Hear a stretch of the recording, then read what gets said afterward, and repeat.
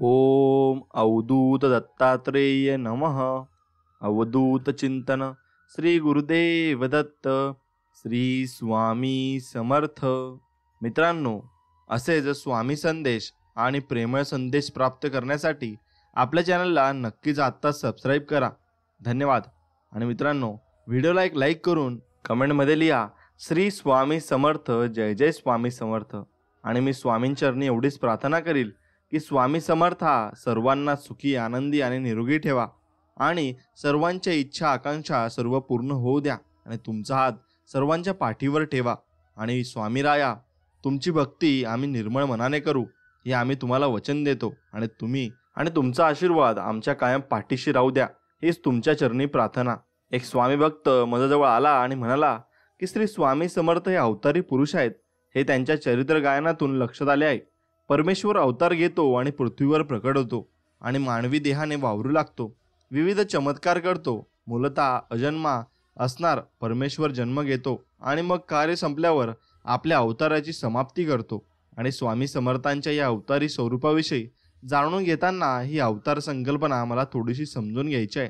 आणि माझ्या प्राणप्रिय स्वामी भक्तांनो, थोडे दिवस मी परमेश्वराच्या अवतार महात्म्यासंबंधी आता बोलणार आहे. मग आता हे परमेश्वराचे गुणगान आहे. ध्यानपूर्वक शांत चित्ताने आता हे ग्रहण करा. एक कायम लक्षात ठेवा की परमेश्वर आणि प्रत्येक जीवात नांदत असलेला त्यांचा अंश अनित्य आहे. आणि हजारो वर्ष झाली अनंत जीव जन्माला येतात, मृत पावतात, परंतु परमात्मा कायम स्वरूपात प्रकटच आहे. आणि सूर्य जसा आकाशात तळपत राहतो तसा परमेश्वर हा ब्रह्मांड व्यापून दंशागुळे उरलेला आहे आणि त्याला जन्म घ्यावा लागत नाही. तो स्वयंसिद्ध आहे आणि प्रत्येक साधकामध्ये परमेश्वर नांदतोच आहे. आणि हे सत्य स्वीकारले की परमेश्वराचे होण्यासाठी साधकाला आणखी वेगळे काही करावे लागत नाही. साधक ह्या परमेश्वराचाच असतो. आणि हे सूत्र लक्षात ठेवून परमेश्वराची अवतार संकल्पना समजून घ्या. आणि भगवान श्रीकृष्णाने भक्तश्रेष्ठ अर्जुनाला या संदर्भात सांगताना एक फार महत्त्वाचा विचार दिलाय. अजोपी सग्नव्य यात्मा भूताना नामीश्वरोपी सन प्रकृती स्वामदिष्टाय संभवाम्याय तमम्याया. पार्था, मी मूलतः अजन्म आहे आणि अविनाशी स्वरूपात या ब्रह्मांडात मी नांदतो आहे. आणि संपूर्ण जीवसृष्टीचा मी परमेश्वर आहे, अव्यय स्वरूप आहे. परंतु हे माझे अजन्म आणि अखंडित ठेवून माझ्या मायेच्या साहाय्याने मी या पृथ्वीवर सतत अवतरत असतो आणि कुठल्या तरी रूपात प्रकट होतो. मला माझे मागचे सर्व अवतार जन्म आठवत असतात. माझे पुढले अवतार मला चांगले ज्ञात असतात. भक्तांच्या रक्षणासाठी मी फक्त रूप धारण करून जन्म घेत असतो. आणि माझे अवतार स्वरूप फक्त माझ्या परमभक्तांना जाणवते, कारण त्यांच्या मी दिव्य दृष्टी देतो. आणि पार्था, मी निराकार, परंतु अवतार कार्याच्या वेळी मायेने देहाची खोळ पांघरून विशिष्ट कार्यासाठी सगुण रूप धारण करतो. आणि ते माझे अवतार कार्य तू मग बघ, समजून घे आणि माझ्या भक्तीत नेहमी राहा. स्वामी भक्तांनो, परमेश्वराच्या अवतार संकल्पनेचा सोपा अर्थ असा होतो की परमेश्वराने या पृथ्वीवर लहान होऊन अवतरणे आणि मानवी रूप धारण करून आपल्या सर्व परमभक्ताच्या इच्छा आकांक्षा पूर्ण करणे, सर्वांवर कृपेचा वर्षाव करणे आणि आपले ब्रह्मांडव्यापी रूप अवतरते घेऊन छोटे रूप धारण करणे. आणि वास्तविक परमेश्वराची भक्ती आणि शक्ती अफाट आणि अनंत पसरलेली आहे. परमेश्वरापाशी दिव्य शक्ती जी नांदते आहे, त्या शक्तीद्वारे तो अक्षरशः चमत्कार करतो. आणि भगवान श्रीकृष्णाने भक्तश्रेष्ठ अर्जुनाला आपल्या दिव्य अवताराबद्दल प्रेमाने सांगितले की पार्था, सर्वसामान्य माणसे जसा जन्म घेतात तसा मी कधीच जन्म घेत नाही आणि सर्वसामान्य माणसासारखा मी कधीच मरणाला सामोरे जात नाही. एक कायम लक्षात ठेव की मी आजन्म आहे आणि आवश्यक असेल तेव्हा मी या पृथ्वीवर आवरतो आणि माझे कार्य संपले की मी अंतर्धान पावतो. माझ्या या अवतारात मी अनंत प्रकारच्या लीला करतो, अनेक चमत्कार घडवतो. माझे अव्ययत्व तरी न नसे, परी होणे जाणे एक दिसे, ते प्रतिबिंबे मायावशे माझ्याशी ठाई. पार्था, मूलतः मी अवकाशव्यापी अव्यक्त, परंतु मी अवतार घेतो तेव्हा मला मानवी आकार लाभलेला असतो. एक लक्षात घे की मी जरी तुझ्या दिव्य दृष्टीला मानवी आकारात दिसलो तरी माझे मूळ अव्यक्त रूप अजिबात मोडलेले नाही. आता मी जे काही दिसतो ते केवळ आभास आहे आणि ह्या मृत्यूलोकात माझे येणे जाणे अजिबात नाही. तुझ्या डोळ्याला दिसते ते तर केवळ भास आहे आणि मायेच्या योगाने सुस्वरूपाच्या ठिकाणी मी केवळ प्रतिबिंबित होतो इतकेच. माझ्या आकारहीन असणे कधीच भंग पावत नाही, एवढे तू लक्षात ठेव. मी केवळ मानवी आकार तुम्हा भक्तांसाठी घेतला म्हणून कर्माधीन आहे आणि असे वाटते तितकेच, आणि ते तुला तसे जाणवेल, कारण तुझ्या मर्यादित बुद्धीच्या ठिकाणी भ्रांती आहे. म्हणून हे घडते की एकची दिसे दुसरे, ते दर्पणाचेनी आधारे. एरवी काय वास्तू विचारे, दुर्जे आहे. मूलतः वस्तू एकच असते. समोर आरसा ठेवला की प्रतिबिंबित झालेली वस्तू दुसरी भासते. केवळ आरसा निमित्त मात्र झाल्यामुळे वस्तू दोन भासतात. एरवी वस्तू एकच आहे ना. पण प्रतिबिंबित झालेल्या वस्तूला स्वतंत्र अस्तित्व असते का? पार्था, माझे अवतारी स्वरूप त्या प्रतिबिंबित झालेल्या वस्तूसारखे असते. ते तू जरा लक्षात घे. आणि मी अवतार त्यासाठीच घेत असतो, आणि माझ्या भक्तांसाठी मी अवतार घेत असतो. आणि या विश्वातल्या संपूर्ण जीवनसृष्टीचा पालन करता एकमेव परमेश्वरच आहे.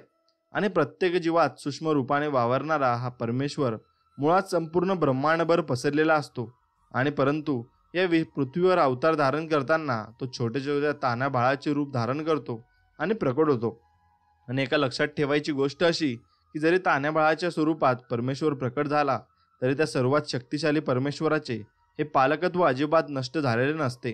भगवान श्रीकृष्णाने देवकीच्या पोटी जन्म घेतला, आणि अवघा 6 दिवसांचा असलेला श्रीकृष्ण हा परमेश्वराचे मूर्त रूप आहे, आणि याची साक्षात प्राचिती देऊन गेला. आणि पुतना नावाच्या राक्षसीचा त्याने वध केला. आणि कंसाने श्रीकृष्णाला ठार मारण्यासाठी पुतना नावाच्या राक्षसीची योजना केली होती. त्या राक्षसीच्या स्तनामध्ये विष भरले होते, आणि छोट्या बाळकृष्णाने स्तनाला आपले चिमुकले होठ टेकवले, आणि पुतनेच्या स्तनामधले सर्व विष चोखून घेताना तिचे प्राण हरून गेले. आणि श्रीकृष्ण हा अवतारी पुरुष नसता तर अवघा 6 दिवसांचा असताना त्याने पुतनेला कसे ठार मारले असते. मग 3 महिन्यांचा असताना बाळकृष्णाने शक्टासूर नावाच्या क्रूर दैत्याचा वध केला. आणि वर्षाचा असताना तृतावर्त नावाच्या राक्षसाला, आणि 5 वर्षाचा असताना अदासुराला ठार मारले. आणि 7 वर्षाचा असताना श्रीकृष्णाने गोवर्धन पर्वताच्या आपल्या उजव्या हाताच्या करंगळीवर उचलला. आणि याचा अर्थ असा की परमेश्वर जेव्हा अवतार धारण करतो तेव्हा मोठमोठे चमत्कार करतो. आणि श्री विष्णूंच्या या कृष्णावताराच्या अनंत कथा आहेत. आणि केवळ श्रीकृष्णावतारांच्याच कथा नाहीत, तर परमेश्वर प्रत्येक अवतारातल्या या भगवंत लीला विलक्षण आहेत. आणि माणूस ज्या स्थितीत असेल त्या स्थितीत परमेश्वर प्रकट होतो आणि भक्तांचे रक्षण करतो. परमेश्वराचे हे भक्तांसाठी छोटे होणे आणि भक्तांना दिलासा देणे आपण खरे तर समजून घ्यायला हवे. आणि श्री स्वामी समर्थ अवतारी पुरुष होते, श्री दत्तात्रेय अवतार होते, आणि स्वामींची अवतार कथा तर विलक्षणच आहे. स्वामींचे प्रकट होणे आणि ह्या अवतारात स्वामींनी जे असंख्य चमत्कार दाखवले त्यांचा आपण म्हणून विस्ताराने वेध घेतला. आणि स्वामींच्या या रूपाने परमेश्वराने जितक्या लीला दाखवल्या त्या सर्व योगमायेच्या आश्चर्याने प्रकट केल्या. आणि मानवी रूपात प्रकट झालेल्या श्री स्वामी समर्थांनी दाखवलेल्या लीलांचे अनेकांनी प्रत्यक्ष अनुभवले. आणि आजही स्वामींचे परमभक्त या स्वामी लीला प्रत्यक्ष अनुभवतच आहेत. आणि यातून समजून घ्यायचा मुद्दा असा की स्वामींनी योगमायेचा आश्रय घेतला म्हणून या लीला आपण पाहू शकतो, नाहीतर आपण स्वामींच्या अस्तित्वाचा आस्वाद कधीच घेऊ शकत नसतो. एवढं लक्षात घ्या. आणि स्वामींच्या लीला तुमच्याबरोबरही नक्कीच होतील. आणि स्वामी समर्थ तुम्हालाही लवकरच दर्शन देणार आहेत.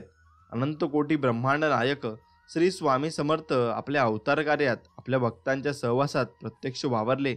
भक्तांच्या आनंदात त्यांनी प्रत्यक्षाने भर घातली आणि भक्तांच्या सर्व प्रकारच्या दुःखाचे हरण केले. आपले ऐश्वर प्रकट केले. मुख्य म्हणजे आपल्या परमभक्तांना एक विलक्षण शाश्वत असा धीर दिला. आणि भिवू नकोस, मी तुझ्या पाठीशी आहे. आणि स्वामींच्या अवतार समाप्तीला 125 वर्ष उलटून गेली तरी सुद्धा अजून सुद्धा त्यांचे स्मरण केल्यावर स्वामी धावत येतात आणि भक्तांच्या दुःखाचे हरण करतात. परमेश्वराचेच हे अवतारी रूप शाश्वत असते. आणि स्वामींचे जन्म रहस्य एकदा का लक्षात आले की त्यांच्या अवतार कार्याची संगती लागते. आणि स्वामी पूर्ण रूपात प्रकट झाल्यामुळे त्यांच्या लीला आपल्या दृष्टीचा विषय झाल्या. आणि स्वामींनी तर छोट्यातल्या छोट्या इच्छा पूर्ण करून आपल्या सर्वच भक्तांना पूर्ण आनंद दिला आहे. आणि स्वामींची भक्ती उत्कटपणे करणाऱ्या भक्तांना स्वामींनी वारंवार दर्शन दिले आहे. कारण स्वामींनी प्रत्येक जीवाला आश्वासन दिले होते की ते प्रत्येकाच्या पाठीशी पहाडासारखे उभे आहेत. आणि श्री दत्तावतारी स्वामींची शक्ती अनंत आहे, अपार आहे. आणि त्यांच्या दिव्य शक्तीमध्ये ऐश्वर्य शक्ती आहे आणि माधुर्य शक्ती सुद्धा आहे. आणि ही जी ऐश्वर्य शक्ती आहे त्याच्या बळावर परमेश्वर कुठलेही अशक्य काम करून दाखवतो. आणि कुणालाही शक्य नसणारे कुठलेही कार्य केवळ अवतारी पुरुषच करून दाखवतो. या ऐश्वर्य शक्तीमुळे काय घडते तर त्यांचे सामर्थ्य दृष्टोपतीस येते आणि भक्त त्याचा प्रत्यक्ष अनुभव घेऊ शकतात. आणि माधुर्य शक्तीच्या बळावर हाच परमेश्वर आपल्यातला ऐश्वर्य शक्तीला विसरून जातो. आणि कारण या माधुर्य शक्तीचा मोह प्रत्यक्ष परमेश्वरालाच होतो. आणि भगवान श्रीकृष्ण जेव्हा गवळणी बरोबर रास गरबा खेळत होता तेव्हा माधुर्य शक्ती प्रकट झाली होती. आणि जर तेव्हा ऐश्वर्य शक्ती प्रकट झाली असती तर रास गरबा रंगतला नसता आणि गवळणी घाबरल्या असत्या. आणि माधुर्य शक्ती प्रकट झाल्यामुळे गवळणींना श्रीकृष्ण रूपात सखा सापडला. आणि याचा अर्थ असा की परमेश्वरच ठरवतो की कुठली शक्ती प्रकट करायची. आणि अवतार कार्यात परमेश्वर ह्या शक्तीचा योग्य उपयोग करून आपल्या सर्वच भक्तांना आनंदी ठेवतो. आणि माझ्या स्वामी भक्तांनो, केवळ माधुर्य शक्ती प्रकट न करता परमेश्वर सौंदर्य शक्ती सुद्धा प्रकट करतो. आणि त्यामुळे संपूर्ण जीवसृष्टी त्यांच्याकडे आकृष्ट होते. आणि श्रीकृष्णाचे रूप पाहताना सर्वजण देहभान विसरून जायचे, कारण श्रीकृष्णाने आपली सौंदर्य शक्ती प्रकट केली होती. त्याप्रमाणे स्वामी समर्थांनी आपल्या अवतार कार्यात ऐश्वर्य शक्ती, सौंदर्य शक्ती आणि माधुर्य शक्ती प्रकट केली होती. म्हणूनच फार मोठा भक्तवर्ग त्यांच्या व्यक्तित्वापाशी घोटाळत होता आणि आजही तो घोटाळतो आहे. आणि स्वामी समर्थ सर्व भक्तांच्या इच्छा पूर्ण करत आहेत. स्वामी भक्तांनो, एक कायम लक्षात ठेवा की अवतार कधी घ्यायचा हे परमेश्वर ठरवतो. आणि सर्व प्राणीमात्रांवर लक्ष ठेवणारा परमेश्वर पृथ्वीवर अवतार कधी घ्यायचा याचा निर्णय स्वतःच घेत असतो. आणि भगवान श्रीकृष्णाने या अवतार प्रकटीकरणाचे रहस्य भक्तश्रेष्ठ अर्जुनाला समजावून सांगताना म्हटले आहे की यदा यदा ही धर्मस्य ग्लानिर्वृत्ती भारत अभ्युत्थानम धर्मस्य तदात्मान युजात्महं. पार्था, जेव्हा जेव्हा धर्मावर घाला येतो धर्माचे नुकसान होऊ लागते, म्हणजे धर्म संकटात सापडतो, अधर्म बळावू लागतो, तेव्हा तेव्हा भक्तांच्या रक्षणासाठी मी निराकार असूनही साकार रूप घेतो आणि पृथ्वीवर मानवी रूपात प्रकट होतो. आणि तो माझा अवतार असतो. याचा अर्थ असा की भगवंत प्रेमी, सदाचारी, निरपराध, सज्जनावर नास्तिक आणि वृत्तीचे पापी आणि दुष्ट प्रवृत्तीचे बलवान लोक अत्याचार करतात आणि सत्पुरुषांना छळू लागतात. समाजातले सद्गुण आणि सदाचार कमी होऊन दुर्गुण, दुराचार वाढू लागतात. तेव्हा तेव्हा पार्था, मी माझा अवतार प्रकट करतो. आणि याचा अर्थ असा की जेव्हा जेव्हा आवश्यकता वाचते तेव्हा तेव्हा परमेश्वर अवतार घेत असतो. स्वामी भक्तांनो, अधर्माचा विचार जरा लक्षात घ्या. आणि माणसाची सुखाची लालसा जेव्हा वाढू लागते तेव्हा त्याला पतनाला सुरुवात होते आणि प्रापंचिक भोग वाढू लागतात. तेव्हा देहाची आसक्ती वाढू लागते आणि संग्रह वाढू लागतो आणि त्याचा दृश्य परिणाम समाजावर होतो. आणि अधर्माची वाढ तेव्हा होऊ लागते आणि त्यातून पापचारण हिंस रूप घेते आणि कलह वाढू लागतात आणि विद्रोही वृत्ती वाढू लागते. तेव्हा परमेश्वर पृथ्वीवर अवतारतो आणि धर्माचे रक्षण करतो. आणि जे धर्मजात आगवे युगायुगा मी रक्षावे, ऐसा ओघू हा स्वभावे आद्य असे. धर्माचे रक्षण मीच करायचे हे निश्चित झालेले आहे. आणि प्रत्येक युगात जेव्हा जेव्हा धर्मावर घाला आला तेव्हा तेव्हा मी प्रकट झालो आहे. हा क्रम आता ठरून गेला आहे आणि माझे अवतार कार्य प्रारंभापासून हे असेच चालत आलेले आहे. आणि अधर्म जेव्हा धर्मावर मात करतो तेव्हा काही काळ मी माझे अजत्व बाजूला ठेवून भक्तांचा पक्ष घेण्यासाठी अवतार घेतो आणि देह धारण करून पृथ्वीवर माझ्या सर्व शक्तीनिशी अवतरतो आणि भक्तांचे रक्षण करतो. मग भक्ता, माझे हे अवतार रहस्य तू नीट जाणून घे. आणि मी अवतार तुमच्यासाठी घेत असतो आणि तुमच्याच कल्याणासाठी घेत असतो. स्वामी भक्तांनो, परमेश्वराच्या अवतार कार्याचे रहस्य काय तर धर्माची हानी जेव्हा होते आणि समाजातला अधर्म बळावू लागतो तेव्हा परमेश्वर स्वतःहून प्रकट होतो. आणि माणसामधला स्वार्थ जेव्हा प्रचंड वाढू लागतो आणि माणसे जेव्हा स्वकर्म पूर्णपणे विसरतात आणि निपिष्ट आचरण करू लागतात तेव्हाच धर्माला ग्लानी येते आणि अधर्म वाढू लागतो. सर्व जीवांना सुख मिळावे हे परमेश्वरी अवतार कार्याचे रहस्य तर आहेच, परंतु तेच मुख्य सूत्र आहे. आणि आणखी एक गोष्ट या निमित्ताने सांगतो की धर्माचा रयात झाला की परमेश्वरी आज्ञेने संत पुरुष प्रकट होतात आणि ते लोकांचा उद्धार करतात. आणि जिथे साधक आणि संत असतात तिथे अधर्म बळावत नाही. आणि जेव्हा साधक आणि संत पुरुषांसुद्धा समाज मानेनासा होतो आणि विनाशांचा आरंभ होतो तेव्हा मात्र प्रत्यक्ष परमेश्वर अवतार घेतात. आणि परमेश्वरी अवताराचा तो प्रत्यक्ष क्षण असतो. आणि भगवान श्रीकृष्णाने या संदर्भात अर्जुनाला बहुतेक सांगितलं आहे. आणि परित्राणाय साधूना विनाशाय च दुष्कृताम धर्मसंस्थापनाथार्य संभवामी युगे युगे. पार्था, साधू पुरुषाचे, सत्पुरुषाचे आणि पृथ्वीवरल्या सर्व सज्जन साधकांचे रक्षण करण्यासाठी, पापी आणि दुष्ट लोकांचा नायनाट करण्यासाठी आणि धर्माची पुन्हा स्थापना करण्यासाठी प्रत्येक युगात मी अवतार घेतो. आणि साधू पुरुषांमुळे अधर्माचा नाश होतो आणि भगवंत धर्माचा प्रसार होतो. आणि हेच कार्य खरे आणि तर मीच नेमून दिलेले असते. परंतु होते काय, तर हा या सज्जन सत्पुरुषांना सुद्धा मदांग लोक एकेनासे होतात आणि त्यांचा हे दृष्ट लोक नाश करतात. म्हणून त्याच्या रक्षणाकरता मला अवतार घ्यावा लागतो. आणि जे सत्पुरुष आणि संत पुरुष असतात ते दिनदुबळ्यांचे रक्षण करीत असतात आणि तो साधू पुरुषांचा स्वभावच असतो. समाजात भगवंत प्रति प्रेमभाव वाढवण्यासाठी ते सतत झटतात आणि मग त्यांच्यावर जीवावर जेव्हा दृष्ट लोक प्रहार करतात तेव्हा त्यांचे रक्षण करणे हे माझे अद्याप कर्तव्य ठरते. आणि माझे अवतार रहस्य पार्था तुझ्या आता लक्षात आले असेल. म्हणून हे अवतार कार्य मला सिद्ध करावे लागते. आणि परमेश्वराला भक्तिमान म्हणतात आणि भक्तीचा महिमा वाढवणाऱ्या या संतांचे सर्व काही परमेश्वरच पाहत असतो. संतांचा योग्यक्षम तर तोच चालवतो. मग त्यांचे रक्षण करणे हे परमेश्वराचे कर्तव्य ठरते. म्हणून परमेश्वर युगायुगामध्ये अवतार घेत राहतो आणि परमेश्वर आपल्या भक्तांचे नेहमी रक्षण करत राहतो. स्वामी भक्तांनो, धर्म हा नेहमी परमेश्वराच्या आश्रयाला जातो. आणि मग धर्मावर जेव्हा आसुरी शक्तीकडून न सोसता येतील असे प्रहार होतात तेव्हा आपल्या आश्रयाला आलेल्या धर्माचे रक्षण करण्यासाठी ब्रह्मांडव्यापी परमेश्वर सिद्ध होतो आणि आपला दिव्य अवतार प्रकट करतो. भगवंताने या संदर्भात अर्जुनाला एक दिव्य संदेश दिलाय. ब्राह्मणो हि प्रतिष्ठाहम मृत्सा रस्त्या वस्यच आणि शाश्वतश्च च धर्मस्य सुख्य सेनकीच च प्रार्था नित्य शाश्वत अमृतमयी धर्मस्वरूप जे आहे ते अखंड सुखरूप राहावे. आणि म्हणून मी सतत एक धर्माचा आश्रय घेतो. म्हणजे तो धर्म माझ्या आश्रयाला येतो आणि मी ब्रह्माची प्रतिष्ठा आहे. आणि एक लक्षात घे की ब्रह्मस्वरूप धर्म आणि मी कुणी वेगळे नाही. खरे सांगू का तुला, ब्रह्म म्हणजे मीच आहे आणि ते तू कधी विसरू नकोस. आणखी एक तुला सांगतो, प्रत्येक युगात जेवढे आवश्यक कार्य करायचे त्यानुसार मी अवतार घेत असतो आणि कार्य संपले की अवताराची समाप्ती करतो. आणि साधको, समजून घ्यायचा मुद्दा असा आहे की परमेश्वराला खरे तर काही कर्तव्य कर्मे करायची नसतात आणि की काही मिळवायचे नसते. परंतु गरज पडली की आपले अविनाशी निर्गुण रूप टाकून देऊन काही काळ धर्माच्या स्थापनेसाठी मात्र अवतार धारण करावा लागतो. आणि माणूस आपल्या इच्छा पूर्ण करण्यासाठी आणि होण्यासाठी कार्यरत राहतो. परमेश्वर मात्र सर्वच जीवांच्या कल्याणासाठी अवतार धारण करून कार्य करतो. मी अविकयाची काजळी फेडून विवेकदीप उजळी ते योगी या पाहे दिवाळी निरंतर असे ज्ञानेश्वरीमध्ये म्हटले आहे. ज्ञानदेवांनी म्हटले आहे की भगवंत मूर्त रूप घेतो तेव्हा तो प्रथम अविचाराची आणि अज्ञानाची काजळी साफ करतो आणि माणसांची मने ज्ञानाने गच्च भरतो. प्रत्येकाच्या अंतकरणातला विवेकाचा दीप उजळून टाकतो आणि त्या क्षणी योगी पुरुषांची दिवाळी सुरू होते. संपूर्ण विश्व सुखाने भरून जाते. जगात केवळ धर्माचे राज्य नांदू लागते आणि परमभक्तांच्या आनंदाला मग सीमा राहत नाही. थोडक्यात काय तर भक्तांच्या कैवाऱ्यासाठी भगवंत अवतार धारण करतो. मग स्वामी भक्तांनो, भगवंताच्या अवताराची गर्भ रेशमी कहाणी मी तुम्हाला एवढ्यासाठी सांगितली की अवतार संकल्पना तुमच्या मनात नीट मुरावी आणि परमेश्वर अवतार का धारण करतो याची कारणीमासा तुम्हाला नीट कळावी आणि तुम्ही नीट समजून घ्यावी.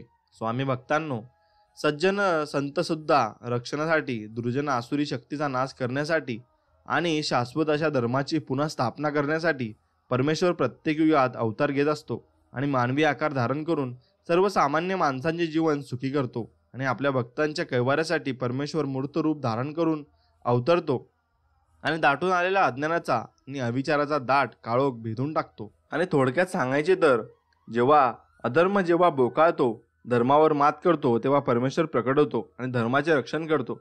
परमेश्वरी अवतार प्रकट झाल्यावर काय घडते तर स्वसुखे विश्व कोंदे, धर्माची जगी नांदे, भक्ता निगती देदी सात्विकाची. ज्ञानदेव म्हणतात की अवतार कार्यात परमेश्वर अविचाराची आणि अज्ञानाची काजळी झाडून प्रत्येकाच्या अंतकरणातली विवेकाची तेजस्वी ज्योत पुन्हा जागृत करतो आणि परमेश्वराच्या या अवतार कार्यात विश्व पुन्हा सुखाने तुंबून भरते. सर्वत्र धर्माचे अप्रतिम राज्य नांदू लागते आणि सर्वत्र सात्विक वृत्ती उफाळून येते आणि त्यामुळे परमेश्वराच्या सर्व लाडक्या भक्तांना खूप आनंद होतो. आणि श्रीकृष्ण आपल्या अवतार कार्याची महती सांगताना म्हणतो की तै पापाचा अचळू फिटे, पुण्याची पहाट फुटे, जय मूर्ती मागती प्रकटे पंडकुमारा. मग परमेश्वर म्हणतात, हे भक्ता, माझी देहरूपी मानवी मूर्ती जेव्हा प्रकट होते तेव्हा पापांचे प्रचंड पर्वत जमीनदोस्त होतात आणि पुण्याची सुंदर पहाट सहजपणे उमगून येते. सर्व आनंदाचे समाधानी वारे वाहू लागतात आणि माझी दिव्य बासरी सर्व भक्तांना ऐकू येऊ लागते आणि माझे अवतारी रूप प्रकट झाल्याच्या या काही खुणा मग पार्था मी तुला सांगितलेला तू एक लक्षात घे की ऐसे या काजळा लागी अवतरे मी योगी योगी परी हेची ओळखे जो जगी आणि तो विवेकिया. पार्था, लक्षात घे की मी तुला माझे जन्मरहस्य सांगितले. भक्ताचे रक्षण करण्यासाठीच प्रत्येक युगात मी जन्म घेतो. धर्माचा तोलबिंदू सांभाळतो. भक्ताच्या सुखाला भरती येईल याची काळजी घेतो. हे माझे अवतार कार्य ज्यांच्या हृदयाच्या गाभाऱ्यात शांतपणे तेवत राहते, ज्यांना माझी अवतारी ओळख पटते, ते विवेकी पुरुष असतात. एवढे तू ध्यानात घे म्हणजे झाले. आणि माझे जे नामस्मरण करतात मी त्यांच्या सर्व इच्छा पूर्ण करत असतो. परमेश्वराचे अवतार कार्य ज्या भक्तांना लक्षात येते ते सद्भक्त भाग्यवान असतात आणि अशाच परमभक्ताच्या मोक्षवाट लख उजळलेल्या असतात. अशा भाग्यवान भक्तांनाच भगवंताची नक्षत्र पावले उमटलेली दिसतात. आणि याचे महत्त्वाचे कारण म्हणजे या परमभक्तांच्या अंतकरणात विवेकदीप शांतपणे तेवत असतो.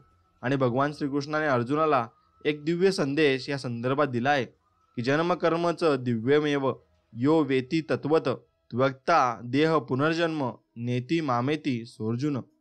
पार्था, या पृथ्वीवर अवतारी स्वरूपात अवतरण आणि भक्ताचे रक्षण करणे, धर्माची गुढी उभारणे आणि जो यथार्थ जाणतो, ज्याला माझ्या दिव्य आणि भव्य अशा अवतार कार्याची महती कळते, जे भक्त माझ्याच नामात गर्क राहतात आणि माझ्या अवतार कार्याचे गुणगान करतात, ते महात्मे देहत्यागानंतर जन्म मरणाच्या यातनातून चक्रातून कायमसाठी सुटतात.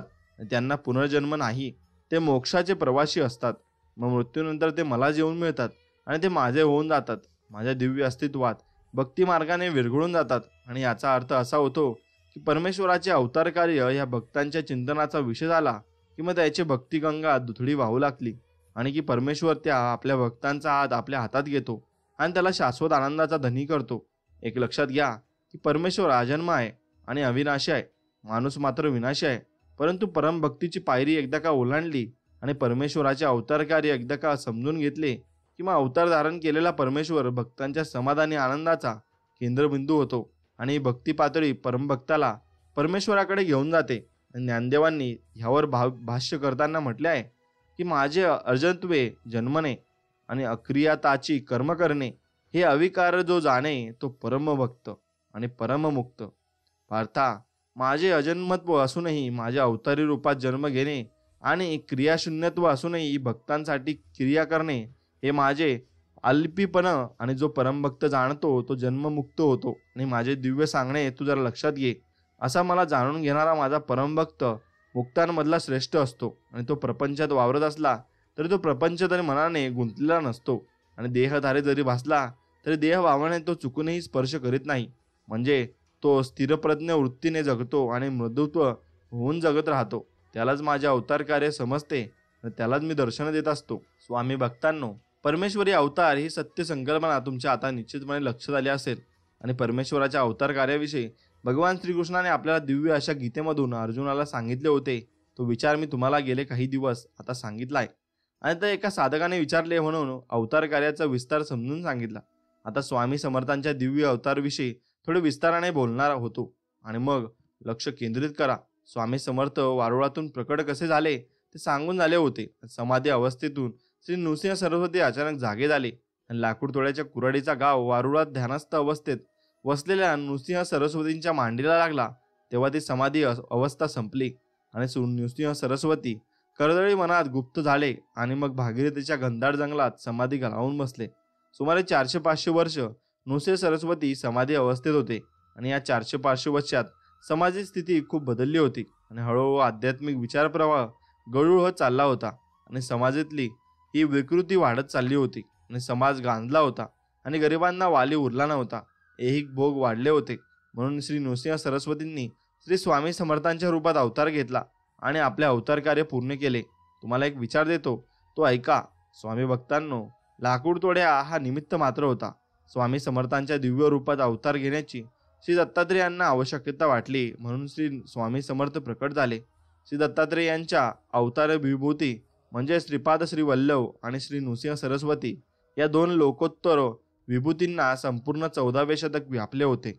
आणि त्यानंतर 19व्या शतकात पूर्वार्धात स्वामी समर्थांच्या दिव्य अवतार प्रकट झाला आणि मध्ये 400-500 वर्षाचा कालखंड निघून गेला होता.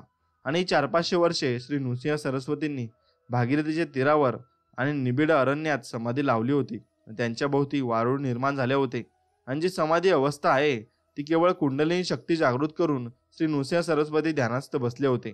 आणि कुंडलिनी शक्ती जागृत कशी होते आणि योगी पुरुष या समाधी अवस्थेत शतानुशतके कसा निग्न राहते, हे तुम्हाला मी आता विस्ताराने सांगणार आहे. ज्ञानदेवानी कुंडलिनी जगदंबे विषयी सविस्तरपणे सांगितले आहे आणि मग त्यावर भाष्य करणार आहेत. आणि सावधानतेने तुम्ही पूर्णपणे ऐका आणि तुम्ही समजून घ्या. स्वामी भक्तांनो, श्री नृसिंह सरस्वतींनी भागीरथीच्या तीरावरल्या निबिड अरण्यात जिथे समाधी लावली त्या स्थळाचे वर्णन करून सांगतो. योगी पुरुष समाधीसाठी जे स्थळ निवडतात त्या स्थळासंबंधी ज्ञानदेवांनी आपले आत्मानुभवी विचार प्रकट केले होते. जेथ आरानू केचिनी कोडे बैसिलिया उठो नावडे वैराग्यासी उनिव चढे देखील लियाजे. योगी पुरुषांना अष्टांग योग मार्गाने समाधी अवस्था प्राप्त होते.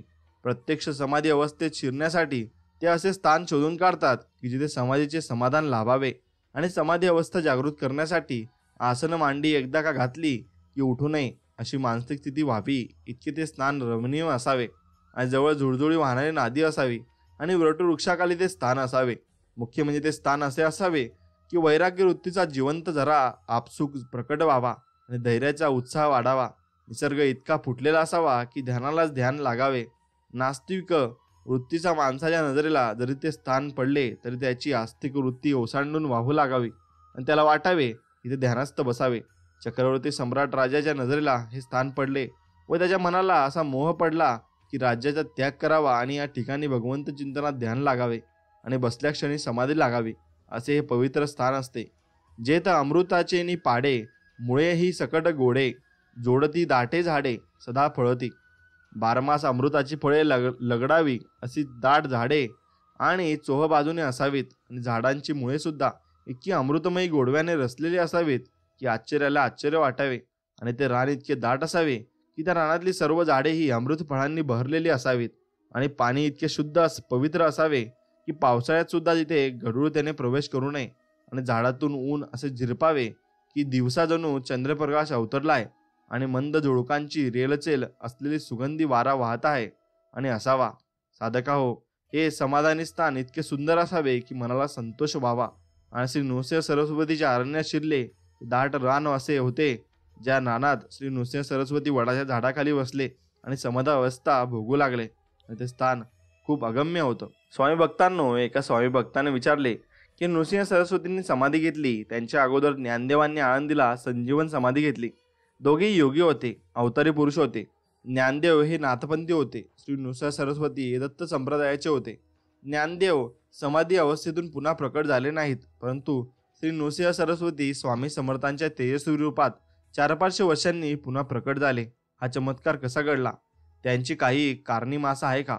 मग स्वामी भक्तांनो, प्रश्नांचे उत्तर देण्यापेक्षा मी तुमच्यासमोर या संदर्भात प्रथम महत्त्वाचे विचार मांडतो. एक म्हणजे अवतार संकल्पनेविषयी मी तुम्हाला सविस्तरपणे समजावून सांगितले. ज्ञानदेवांनी संजीवन समाधी घेतली तेव्हा त्यांनी आपले सद्गुरू आणि शिवाचे प्रत्यक्ष अवतार असणाऱ्या श्री निवृत्तीनाथांना सांगितले की माझे कार्य संपले, मला समाधी घ्यायची परवानगी द्या.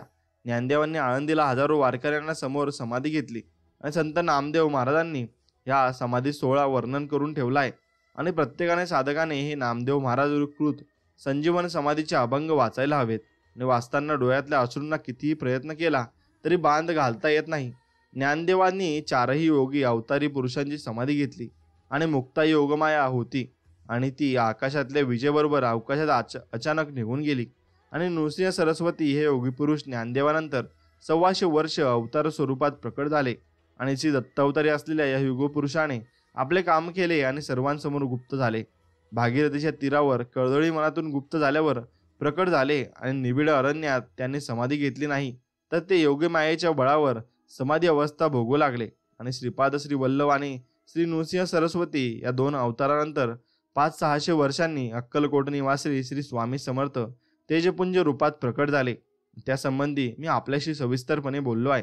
एक लक्षात घ्या की लाकूड तोडे हा निमित्त मात्र होताच, पण श्री नृसिंह सरस्वतींनी स्वामी समर्थाच्या तेजस्वी रूपात पुन्हा अवतार घेतला आणि श्री नृसिंह सरस्वतींनी देहत्याग केलेला नव्हता आणि 400-500 वर्ष समाधी अवस्थेत ते समाधी सुख अक्षरशः भोगत होते. आणि लक्षात घ्या की शतयुर्षे पुरुष श्री श्रुती वचन आहे, म्हणजे काय तर मानवी आयुष्य हे 100 वर्षाचे असते, परंतु ही काही अंतिम मर्यादा नाही. कमीत कमी तेवढे आयुष्य माणूस योग बळावर जगू शकतो इतकेच. मग श्री नृसिंह सरस्वती समाधी अवस्थेत 400-500 वर्ष होते आणि ती काही अशक्य कोटीतील घटना नाही, ती शक्य घटना आहे. ती देवासाठी सर्व शक्य आहे आणि परमेश्वराला सर्व शक्य होते आणि परमेश्वरावर आपण फक्त विश्वास ठेवावा, तो सर्व काही आपल्यासाठी करतो आणि मग आपल्या सर्व इच्छा पूर्ण करण्यासाठी मग स्वतः परमेश्वरा धर्तीवर अवतार घेत असतो आणि आपल्या सर्व इच्छा पूर्ण करत असतो. म्हणून फक्त स्वामी समर्थांवर विश्वास ठेवा, तुमच्या सर्व काही इच्छा नक्कीच पूर्ण होतील आणि तुमच्या इच्छा पूर्ण होतील तेव्हा तुम्ही अत्यधिक आनंदित होऊन जाल. मित्रांनो, तुम्हाला व्हिडिओ आवडत असेल तर नक्कीच व्हिडिओला एक लाईक करा. मित्रांनो, तुम्ही जर स्वामी भक्त असाल तर नक्कीच कमेंटमध्ये लिहा श्री स्वामी समर्थ, जय जय स्वामी समर्थ. सुरुवात हा कोणत्याही कामाचा सर्वात महत्त्वाचा भाग असतो असे प्लूटो यांनी म्हटले आहे. आता प्रत्येक परिस्थितीकडे, प्रसंगाकडे पाहण्याचा तुमचा दृष्टिकोन बदला. मला खात्री आहे तुम्ही बदललेल्या नव्या जगात प्रवेश नक्कीच कराल. वर उद्ध्वस्त केलेली कल्पना मला पहिल्यांदा समजली सुमारे 25 वर्षापूर्वी, असे लेखक म्हणत आहेत. आणि सेट स्पीक्स हे जेन रॉबिट्स पुस्तकाचं वाचताना ही संकल्पना माझ्या लक्षात आली. आणि सेट म्हणतात, तुमच्या आयुष्याच्या कहाणीचे लेखक, दिग्दर्शक आणि प्रमुख पात्र तुम्ही स्वतःच आहात आणि त्यामुळे तुमच्या मनोजोगती ही कहाणी रंगत नसेल तर चक्क ती बदलून टाका. आणि त्यावेळी मला वाटलं की अरे, ही एक आशास्वक कल्पना दिसते. मग मी ती एकदा आचरणात आणली आणि त्यानंतर ती कल्पना माझ्या आयुष्यात भाग म्हणून गेली. आणि चांगल्या काळात तसं वाईट काळातही. आणि तुमचा भूतकाळात काय घडलं याला आता काही महत्त्व नाही. तुमचा भविष्यकाळ हे एक कोरं पान आहे आणि तुम्हाला ते हवं ते त्यावर लिहा आणि स्वतःला नव्यानं घडवा. प्रत्येक दिवस एक नवे आयुष्य घडवण्याची संधी घेऊन येत असतो आणि तुम्ही हर एक क्षणाला तुमच्या स्वतःला नव्यानं शोधू आणि घडवू शकता. मग तुम्ही कोण होणार आणि या दिवसापासून आपण कोण कसं व्हायचं ते निवडणं तुमच्या हातात आहे. मग काय ठरवलंय तुम्ही, असं तुम्ही नक्कीच करायला पाहिजे आणि तुम्ही नवनवीन बदल आत्मसात करायला हवेत. हे लक्षात घ्या. हे शिस्त तुम्ही बाळगली पाहिजे आणि तुमच्यात काही गोष्टी तुम्ही प्रत्यक्ष आचरणात आणल्या आणि नवीन सवयी रुजवल्या आणि यात दिलेल्या अनेक स्वादांपैकी काही नियमानं करायला सुरुवात केली तर बदल घडायला सुरुवात होईल. अर्थात हे काही सोपं नाही, पण यासाठी तुमच्यामध्ये शिस्त, संयम आणि सातत्य असण्याची आंतरिक गरज आहे. पण सुपरिणाम नक्कीच दिसतील, अगदी नक्कीच दिसतील. अगदी आपलं व्यक्तिमत्व आपल्याला जागृत करतं आणि आपली वचनबद्धता आपल्याला कामाला लावते आणि आपली शिस्तबद्धता ते काम पूर्ण करून घेते. एक लक्षात घ्या की तुम्ही फार भव्य दिव्य गोष्टी करू शकत नसाल तर लहान लहान गोष्टीचं सर्वोत्तम पद्धतीने नक्कीच करा. हे अगदी सुरुवातीच्या काही प्रकरणातलं एक प्रकरण आहे आणि तेच तुमच्या भविष्यातला यशाचा पाया उभारणार आहे. आणि तुमच्या यशाचा आणि आनंदाचा मार्ग हा तुमच्या इच्छाशक्तीशी आणि वचनबद्धतेशी घट्टपणे गुंफलेला आहे. आणि दृढ इच्छाशक्ती आणि संपूर्ण वचनबद्धता हे तुमच्यातले गुणच ठरवतील की जे काही तुम्ही करायचं ठरवलं आहे ते तुम्ही कराल की नाही. आणि हे गुणच तुम्हाला तुमच्या ध्येयप्राप्तीच्या दिशेने नेत राहतील. आणि सभोवताली सगळी परिस्थिती तुमचं ध्येय गाठण्याच्या दृष्टीनं विपरीत वाटत असली तरी मग तुमच्यात इच्छाशक्ती आणि वचनबद्धता असेल तर तुम्ही ध्येय गाठण्याचा प्रयत्न करणं कधी सोडणार नाहीत. आणि स्वयंशिस्त म्हणजे ज्या गोष्टी करणं तुमच्यासाठी आवश्यक आहे त्या करत राहणं. मग तुम्हाला त्या कराव्याशा वाटत अथवा ना वाटत, तुम्हाला ना आवडत अथवा ना आवडत, तुम्ही जर प्रयत्नपूर्वक स्वयंशिस्त लावून घेतलीत आणि यशस्वी होण्याची तुमची दृढ इच्छाही असली तर तुम्ही तुमच्या आयुष्यात महान ध्येय गाठू शकाल. आणि तुमच्यामध्ये सध्या स्वयंशिस्तीचा कणभरही अंश नसला तरी काही काळजी करू नका. स्वयंशिस्त हा गुण प्रयत्नपूर्वक आपल्यामध्ये रुजवता येतो. आणि स्वयंशिस्त आणि इच्छाशक्ती हे दोन्ही गुण स्वतःमध्ये निर्माण करणाऱ्या आणि करायला तुम्ही या क्षणापासून सुरुवात करू शकता. स्वयंशिस्त ही आपल्या स्नायूंसारखी समजा आणि आपण जेवढे स्नायूंचे व्यायाम करू तेवढे ते स्नायू बळकट होतात की नाही, अगदी तसंच सध्या तुमच्यातली स्वयंशिस्त कितीही अशक्त कमी असली तरी ती प्रयत्नपूर्वक प्रशिक्षणाद्वारे बळकट करता येऊ शकते. आणि तुमच्यातली स्वयंशिस्त सध्या कमी असेल तर ती ताबडतोब थोडी थोडी वाढवण्याचा मागे लागा. आणि यासाठी तुम्ही सुरुवातीला लहान लहान ध्येय समोर ठेवा आणि ती गाठण्यासाठी स्वयंशिस्त निर्माण करा. यात किती यश मिळत आहे आणि याची नोंद करा. आणि मनात हे नेहमी समजून घ्या की तुम्ही स्वतः घालात त्याच मर्यादा तुम्हाला पडतील आणि त्या तुम्ही जेवढ्या उत्तुंग ठरवाल तेवढी तुमची क्षमताही उत्तुंग होईल. आणि काही चांगली ध्येय ठरवून स्वयंशिस्तीचा वापर करीत ती गाठल्यानंतर आपल्याला किती फायदा होईल याचे चित्र नेहमी मनासमोर रंगवत राहा. आणि लक्षात ठेवा, मी तुम्हाला उपयुक्त माहितीद्वारे स्वतःचा उत्कर्ष साधण्याची तुमची इच्छा आणि स्वयंशिस्त तुमच्यात असेल तर या मी विचारातून तुम्हाला भरपूर काही लाभ होईल. तुम्ही दिलेल्या शब्दाची किंमत किती आहे, तुम्ही तो पाळलात तर त्याची किंमत. त्यामुळे स्वतः दिलेली वचन गांभीर्याने घ्या आणि दिलेला शब्द पाळण्याचे परिणाम भयंकर असतात. शब्द न पाळण्याचे कारण देऊन सारासारवी करण्यात तुमची शक्ती खर्च होते आणि तुमच्या विश्वासार्हतेवर प्रश्नचिन्ह लागतं आणि तुमचा ध्येयप्राप्तीचा मार्ग खडतळ होतो. आणि या सगळ्यांवर वाईट म्हणजे तुमच्या आत्मविश्वासाला आणि आत्मप्रतिष्ठेला तडा जातो आणि हे सगळं तुम्ही टाळू शकता. तुमच्यासाठी खरोखर काय महत्त्वाचं आहे याबद्दल जागरूक राहणं आणि त्यांच्या प्राप्तीसाठी सर्वतोपरी खरे प्रयत्न करणं, या मार्गाने तुम्ही तुमची वचनबद्धता पाळू शकता. आणि वचन देणं किंवा न देणं हे तुमच्या हातात आहे. आणि जे तुम्हाला खरोखर शक्य आहे त्याचंच वचन द्या. आणि याचा अर्थ वचनांची संख्या कमी राहील आणि वचन मोडण्याचं प्रमाणही कमी राहील. मात्र जो शब्द द्याल तो पाळाच आणि त्यासाठी काहीही करावं लागलं तरी काही बेहत्तर. शब्द देण्याचं महत्त्व आणि मूल्य ओळखा.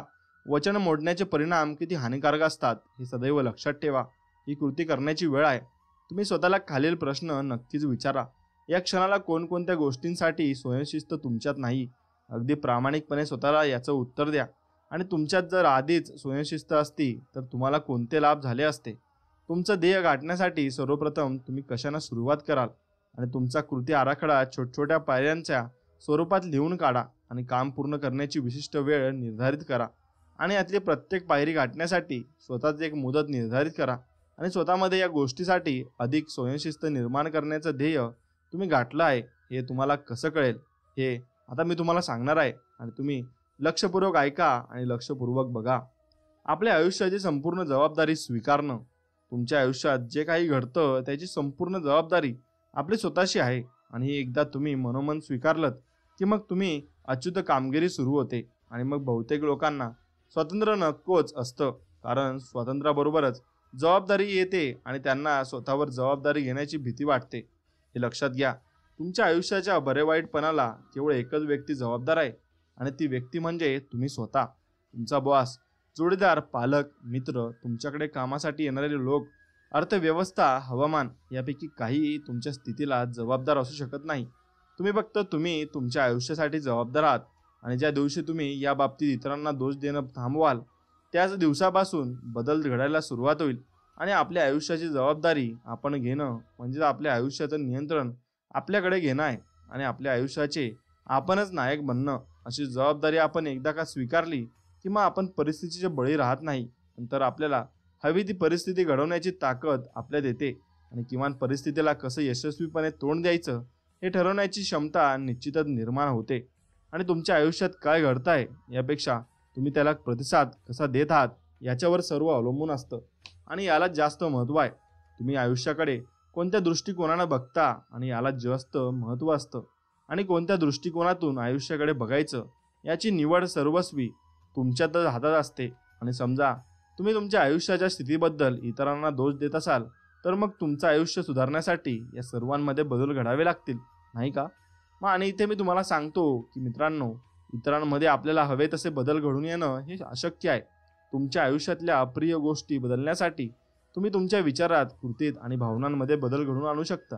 मग परिस्थिती तुमच्या हातात येते आणि तुम्ही नायक बनता. तुम्ही काय बोलायचं, कोणाशी मैत्री करायची, आपल्या वेळा कशात व्यतीत करायच्या आणि ते पूर्णपणे तुमच्या हातात आहे.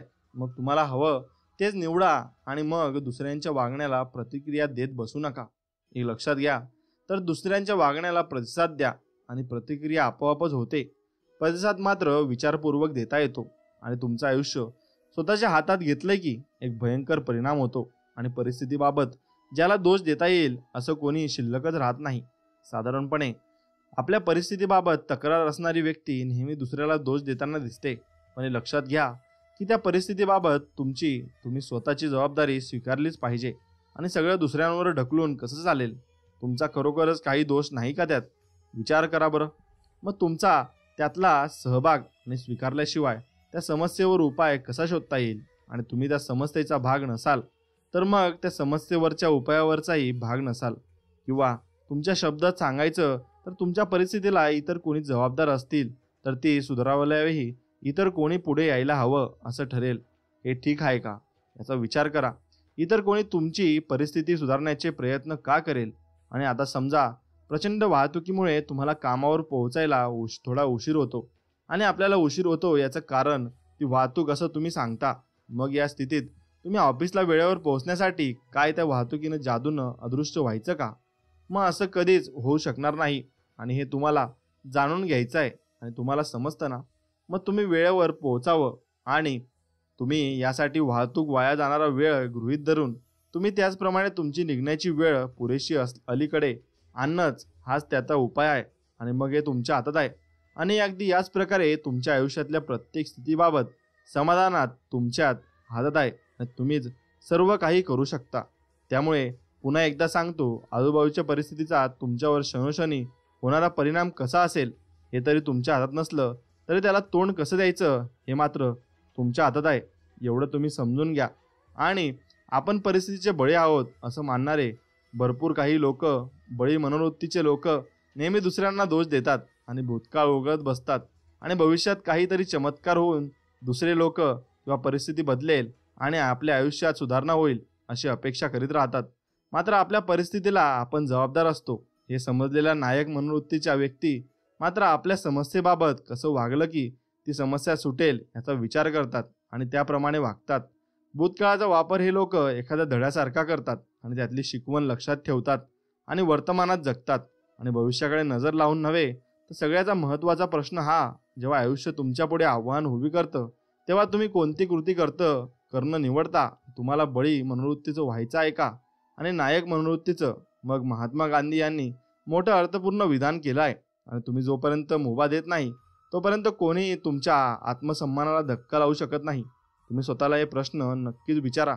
तुमच्या परिस्थितीबाबत तुम्ही सध्या कोणाला दोष देता? आणि तुमचे पालक, तुमचा बॉस, तुमचा जोडीदार का तुमचे मित्र? मग तुमच्या आयुष्याच्या सद्यस्थितीबाबत दुसऱ्यांना दोष देणं तुम्ही थांबवलं तर काय होईल?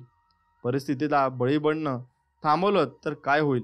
बळी असणं तुम्हाला मनापासून पसंत आहे का? बळी असण्यानं काय फायदा होतो का? सहन करणं थांबवून परिस्थिती बदलण्याचा कृतिशील निर्णय तुम्ही घेतलात तर काय घडेल? तुम्ही काय बदलू शकता? तुम्ही बदल घडवायला कधी सुरुवात करू शकता? याची सुरुवात तुम्ही कोणत्या पद्धतीनं कराल? मग आयुष्यात बदल घडवण्याच्या आणि आपल्या आयुष्याचा स्वतंत्र नियंत्रण ठेवण्याच्या दृष्टीनं तुम्ही येत्या आठवड्याभरात कोणत्या 5 गोष्टी करू शकाल ते नक्कीच तुम्ही लिहून टाकलं पाहिजे आणि तुमच्या आयुष्यात बदल घडून नक्कीच येतील. मित्रांनो, पर्याय आणि निर्णय. एकदा का तुम्ही एखादा निर्णय घेतलात की तो प्रत्यक्षात येण्यासाठी सगळं विश्वच कामाला लागतं. तुमचं आयुष्य हे तुम्ही घेतलेल्या निर्णयाचं फळ असतं असं म्हणतात. हे तुम्हाला माहीत असेल. तुम्हाला काय वाटतं याबद्दल? तुमच्या बाबतीत खरं आहे का हे? आता तुम्हाला निश्चितच ही कल्पना आलेली की तो योग्य निर्णय घेऊन आयुष्य घडवण्याची शक्ती तुमच्यात असते. ही गोष्ट लक्षात येणं महत्त्वाचं आहे. तुमच्या प्रत्येक निर्णयाचा, तुम्ही निवडलेल्या प्रत्येक गोष्टीचा तुमच्या आयुष्यावर प्रभाव पडतो. किंबहुना तुमचं आजचं आयुष्य म्हणजे तुम्ही भूतकाळात केलेल्या निर्णयाचं आणि निवडलेल्या गोष्टींचं थेट फलितच आहे. प्रत्येक निर्णयाचा निवडीचा एक परिणाम असतोच आयुष्यावर. त्यामुळे चांगल्या गोष्टी निवडा. तुमचे विचार आणि भावना कशा असाव्यात याची निवडही तुमच्या हातात आहे. आणि सगळ्यात महत्त्वाची गोष्ट आणि निर्णय घेणं आणि तो निर्णय बरोबर असेल या चुकीचा ही तशी दुय्यम बाब आहे. निर्णय घेतलात की तो बरोबर आहे का चूक हे तुम्हाला समानानुरूप कळतच राहील. त्यातून तुम्ही शिकत जाल आणि तुमची प्रगती घडेल. एकदा निर्णय विचारपूर्वक घ्या आणि त्याला बांधील राहा. त्याचे परिणाम स्वीकारा. जरी एखादा निर्णय चुकला तरी स्वतःला दोष देत बसू नका. एक लक्षात घ्या, त्या वेळेला तुमच्या क्षमतेनुसार जे तुम्हाला सर्वाधिक चांगलं वाटलं ते तुम्ही केलं असा विचार करून स्वतःला क्षमा करा आणि ती चूक उघडून बसून स्वतःला पीडा देऊ नका. तुमचा दृष्टिकोन अधिक तुमचे निर्णय आणि बरोबर तुमचं आयुष्य असतं. व्हिक्टर फ्रँकल हा जीव मानसशास्त्रज्ञ तुमच्या दुसऱ्या महायुद्धाच्या वेळी जर्मनीच्या छळ छावण्यांमध्ये तुरुंगवासात होता. आणि एक बहीण सोडली तर बाकीचं सगळं कुटुंब त्यानं या काळात गमावलं. आणि या भयावह परिस्थितीतून जाताना त्याला एक सत्य लख्खपणे उमगलं. त्या सत्याला त्यानं नाव दिलं मानवाचं सर्वोत्तम स्वातंत्र्य. आपलं हे स्वातंत्र्य जर्मन नाझी लोकांना कधीच हिरावता आलं नाही असं तो म्हणतो. आणि त्याच्या सभोवतालची परिस्थिती वाटेल तेवढी वाईट थराला नेऊन ठेवणं नाझींना शक्य होतं. पण फ्रँकनं त्याच्या परिस्थितीला कसा प्रतिसाद द्यावा हे काही त्याच्या हातात नव्हतं. आणि त्या सगळ्या भयावह परिस्थितीचा स्वतःवर काय परिणाम होऊ द्यायचा हे केवळ आणि केवळ फ्रँकलिनच्या हातात होतं. आणि फ्रँकलिननं असं म्हटलं आहे की आजूबाजूच्या परिस्थितीतून आपल्या अनुभवायला येणाऱ्या स्टिम्युलसू या अर्थात चेतवणारा घटक आणि त्याला आपल्याकडून मिळणारा प्रतिसाद यात एक छोटासा वेळ असतो आणि या वेळातच या घटकाला आपण कसा प्रतिसाद द्यायचा आणि हे आपण ठरवू शकतो, निवडू शकतो. याचा अर्थ आयुष्यात आपल्यापुढे काय वाढून येणार आहे यावर आपलं नियंत्रण नसलं तरी त्याला प्रतिसाद कसा द्यायचा हे सर्वस्वी आपल्या हातात आहे. आणि असा विचारपूर्वक प्रतिसाद निवडण्याचा आपल्या आयुष्यावर मोठा परिणाम होतो. आणि दुसऱ्या शब्दात सांगायचं झालं तर एखाद्या घटनेनं आपण दुखावतो आणि त्यावेळेस त्या दुखावण्याला प्रत्यक्षात ती घटना जबाबदार नसते, तर आपण तिला देत असलेला प्रतिसाद हा घटक आपल्याला दुखावत असतो. आणि आपल्या आयुष्यात घडणाऱ्या गोष्टींना प्रतिसाद कसा द्यायचा आणि हे ठरवणं सर्वस्वी आपल्या हातात असतं. हे सर्वात महत्त्वाचं आहे. आपल्याला हा पर्याय आहे. आणि तुम्हाला अधिक आरोग्यपूर्ण व्हायचं आहे का? मग अन्न आणि व्यायामाचे अधिक चांगले पर्याय निवडा. आणि तुम्ही व्यवसायात अधिक यशस्वी होऊ इच्छिता, त्यासाठी प्रत्यक्ष कृती केल्याशिवाय तुमची सध्याची परिस्थिती सुधारणार नाही, एवढं तुम्ही लक्षात घेतलं पाहिजे. डोळ्यांसमोर मृत्यू दिसत असताना विक्टर फ्रँकल यांनी मानवाच्या सर्वोत्कृष्ट स्वातंत्र्याचा बाबतीचा विचार मांडून तो कृतीत आणला होता. आणि तुम्ही आमची परिस्थिती त्यांच्या परिस्थितीपेक्षा फारच चांगली म्हणावी अशी आहे का नाही बरं? माझ्यापुरता म्हणाल तर दुसऱ्या महायुद्धात जर्मनीच्या नाझी छावण्यांमध्ये ज्यू म्हणून राहणं याशिवाय वाईट दुसरं काहीच असू शकत नाही. आणि त्या परिस्थितीला फ्रँकलन मनाच्या स्वातंत्र्याच्या जोरावर आणि परिस्थितीला कसा प्रतिसाद द्यायचा याचे निर्णय घेत जिवंत राहिला असेल तर तुमची आमची या संदर्भातील लढाई फारच किरकोळ आहे. आणि तुम्ही स्वतःला हे प्रश्न नक्कीच विचारा. आपल्या आयुष्यात बदल घडावा यासाठी तुम्ही आज कोणते निर्णय घेऊ शकाल? अधिक लवचिक विचारधारेचा अंगीकार कराल का तुम्ही? आणि अधिक सकारात्मक, आरोग्यपूर्ण, आनंदी आयुष्य आणि आनंदी होणं निवडाल का तुम्ही? मग हे बघा, असे निर्णय घ्यायला आपण नक्कीच मागे पुढे विचार करत बसतो. निवड आपल्या विचारांची आहे. हे विश्व म्हणजे एक सतत होणारा बदल आहे आणि आपले आयुष्य म्हणजे आपल्या विचारांचा परिपाक आहे. मार्क ॲरोल्सर, तुम्ही आज जिथे पुढे काही आहात, कुठे आहात, तिथे तुम्हाला तुमच्या विचारांनी आणलं आहे. आणि उद्याही तुमचे विचार जिथे नेतील तिथेच तुम्ही असणार आहात. तुमच्या आयुष्याच्या सुधारणा घडवायची असेल तर मग सर्वप्रथम तुमच्या विचारातच सुधारणा करा. आणि तुमचे विचारच तुमचं वास्तव घडवत असतात. आणि तेव्हा त्यांच्यावर नियंत्रण असणं गरजेचं असतं. स्वतःच्या विचारांवर नियंत्रण मिळवलं की आपोआपच तुमच्या आयुष्यावर आणि भवितव्यावर तुमचं नियंत्रण येईल. आणि यामुळे तुमच्या मनात उमटणारे विचार क्षणोक्षणी पडताळून पहा आणि त्यांना सतत योग्य मार्गावर आणत राहा. आणि पीस पिलग्रिम यांचं हे वाक्य सगळं काही सांगून जातं. तुमच्या विचारांमध्ये किती ताकद आहे हे जर तुम्हाला कळालं तर तुम्ही कधीही मनात नकारात्मक विचार येऊ देणार नाही. आणि नकारात्मक विचार मनात घोळवत बसू नका. सकारात्मक विचारांच्या मदतीनं त्यांची हकालपट्टी नक्कीच करा. नकारात्मक विचार मनात डोकावू पाहतील तेव्हा सगळं काही उत्तम होणार आहे असा विचार करत त्यांना झटकून टाका. आणि विचार तसे वाईट येऊ देऊ नका. थिंक पॉझिटिव्ह आणि सकारात्मक विचार करा. सकारात्मक विचार करणारी व्यक्ती ही काही आयुष्यात काहीच समस्या नाहीत असं मानणारी स्वप्नाळू व्यक्ती नसते, तर येणाऱ्या अडचणी म्हणजे विकासाची एक संधी आहे. आणि समस्या या मानल्या तर समस्या आहेत आणि यांची जाण असलेली एक सुबुद्ध व्यक्ती असते. सकारात्मक विचार करणं म्हणजे वास्तव काय आहे हे नीट समजून घेणं आणि त्याचा स्वीकार करणं आणि त्यातून सर्वोत्तम ते साधणं. तुमच्या विचारांना तुमचा ताबा घेऊ देऊ नका. आणि जर तुम्ही त्यांचा ताबा घ्या आणि त्यांची प्रत उंचावून न्या आणि फक्त सकारात्मक, रचनात्मक आणि प्रेरणादायी विचारांवरच लक्ष केंद्रित करणं तुमच्या मनाला शिकवा. आणि तुमच्या मनाला हे प्रशिक्षण रोज काही ठराविक अवधीसाठी दिले तरी लहान लहान बदल घडवायलाही सुरुवात होईल. आणि तुमचे विचार म्हणजे तुम्ही नाही, तर तुमच्या विचारांचे नियंत्रक म्हणजे तुम्ही. आणि तुमचे विचार ही एक ऊर्जा आहे आणि विचाररूपी ऊर्जा तुमच्या भावना निर्माण करते. आणि या भावनांवरूनच तुमची वर्तणूक निश्चित होते आणि वर्तणुकीतून कृती घडते आणि या कृतींचा तुमच्या दैनंदिन जीवनावर परिणाम घडतो. विचार, भावना, वर्तणूक आणि कृती. आयुष्याबद्दल तुमच्या ज्या काही धारणा असतात त्यावर तुमचे विचार अवलंबून असतात. आणि तुमच्या आयुष्यातली प्रत्येक गोष्ट ती तुमच्या विचारांनीच खेचून आणलेली असते. आणि तुमचे विचार तुमच्या अपेक्षेपेक्षा आणि तुमच्या धारणा कशा आहेत यावर तुम्हाला काय मिळणार आहे ते ठरत असतं. त्याचं विश्लेषण नक्कीच करा. त्या अयोग्य वाटल्या तर त्या बदलायला सुरुवात करा. तुम्हाला नवे परिणाम मिळतील. आणि स्वतःसाठी हितकर असलेला एखादा विचार इतका वेळ मनात घोळवा की ती तुमची धारणाच बनून जावी.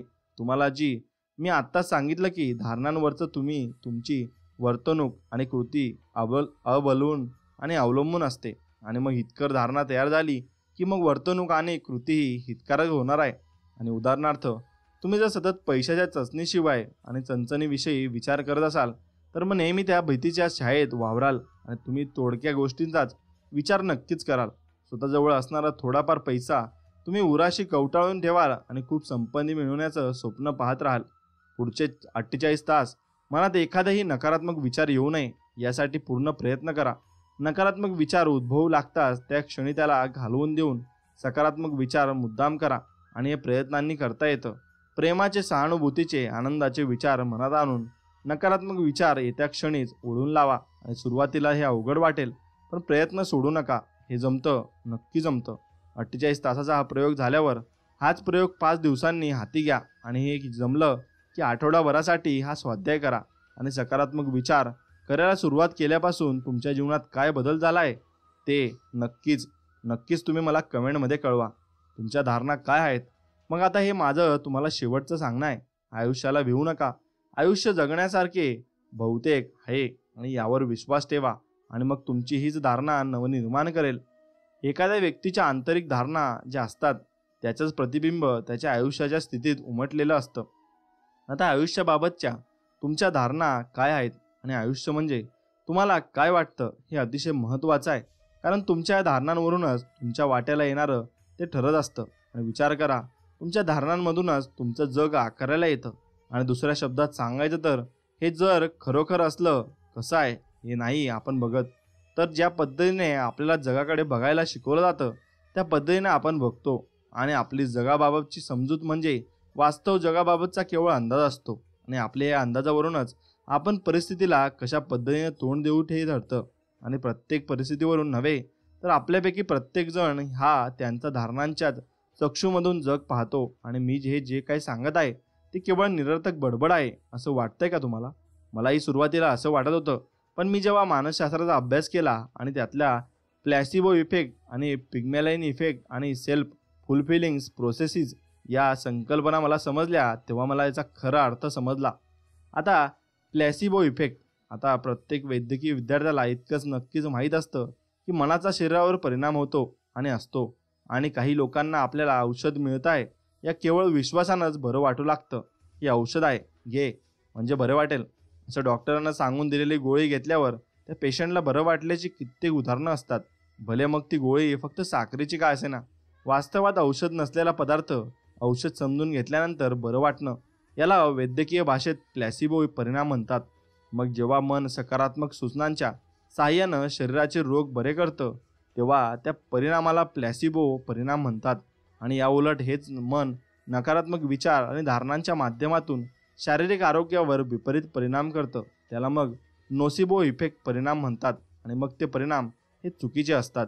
आता पिग्मॅलियन इफेक्ट, तर पिग्मॅलियन हा ग्रीक पुराणातला शिल्पकार स्वतः निर्माण केलेल्या शिल्पाच्याच प्रेमात पडला. आणि याच्या नावानं ओळखली जाणारी कल्पना अशी की एखाद्या व्यक्तीनं दुसऱ्या व्यक्तीकडून अतिशय जास्त अपेक्षा ठेवल्या आणि त्या सारख्या त्याच्या मनावर बिंबवल्या तर ती दुसरी व्यक्ती खरोखरच त्या अपेक्षांना खरी उतरते.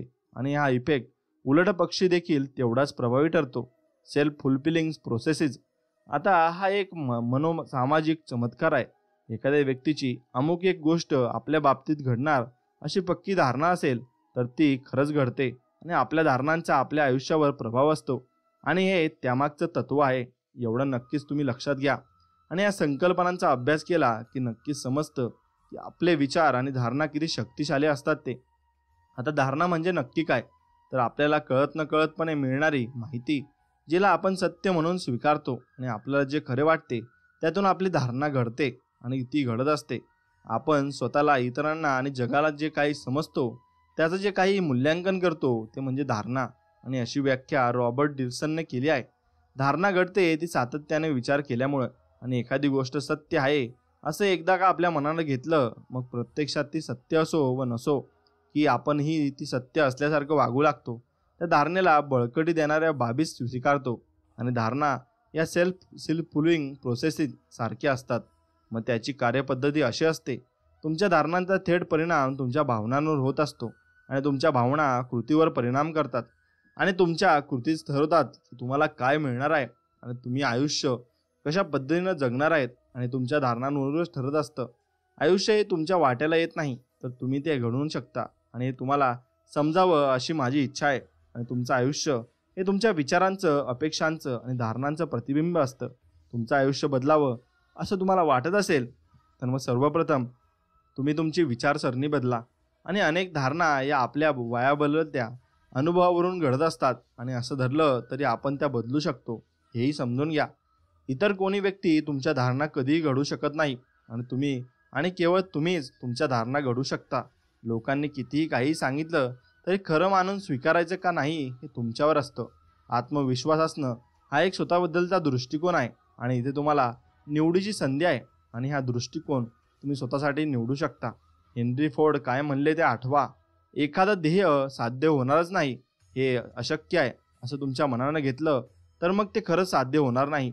भले तुम्ही कितीही प्रयत्न केले असावेत पण तेच जर तुम्हाला स्वतःला शक्य वाटत असेल तर साध्य होईल.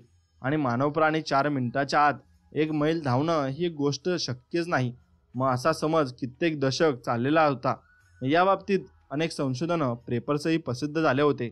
पण या सगळ्या अवडंबराकडे दुर्लक्ष करून रॉजर बॅनिस्टर या धावपटूनं ऑक्सफर्ड इथल्या एका स्पर्धेत हा पराक्रम करून दाखवला. 6 मे 1954 रोजी झालेल्या या स्पर्धेत रॉजरनं हे अंतर 4 मिनिटाच्या आत कापलं. तेव्हापासून हजाराहून जास्त लोकांनी ही गोष्ट साध्य करून दाखवली.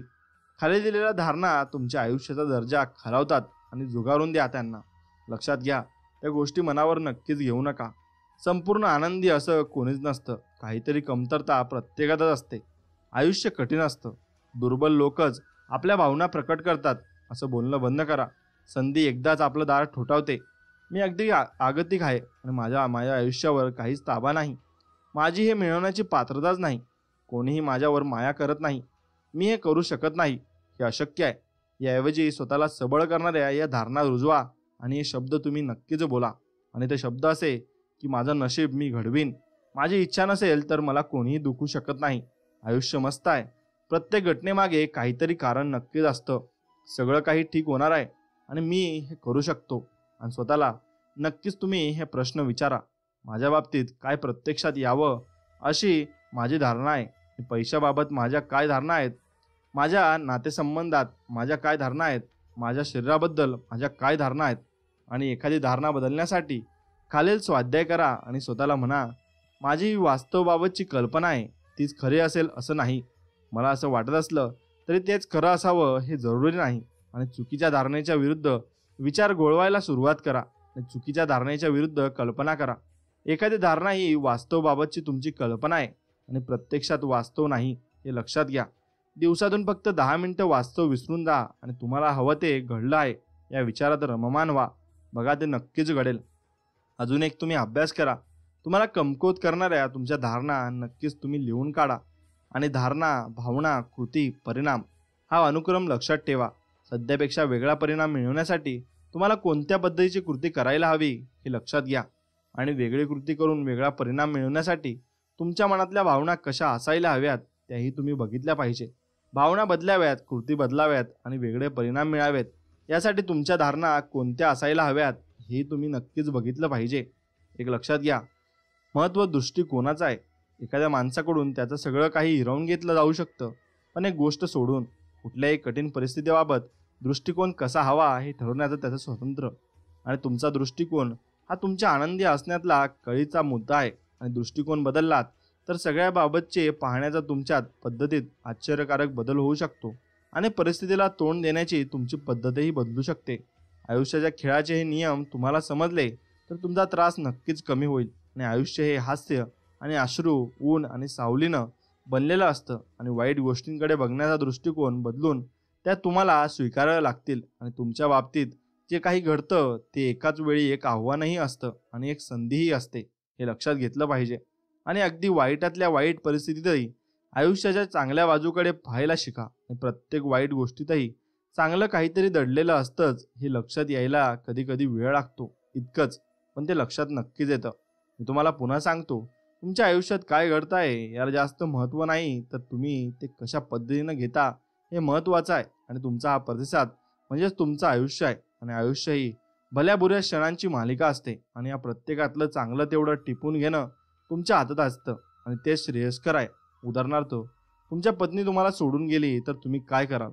आयुष्यभर दुःखी राहाल की इतर लोकांमध्ये मिसळून जाल, या दुःखातून बाहेर पडाल, किंवा एक नोकरी गेली तर मग तुम्ही दुर्मुखल्या अवस्थेत घरी बसणार की जोमाना नवी संधी शोधणार? काही वर्षापूर्वी यशाचे मार्ग शिकणारे आणि शिकवणारे शिक्षक आणि सकारात्मक विचारसरणीचा पुरस्कार करणारे विद्वान एक उदाहरण हमखास देतं.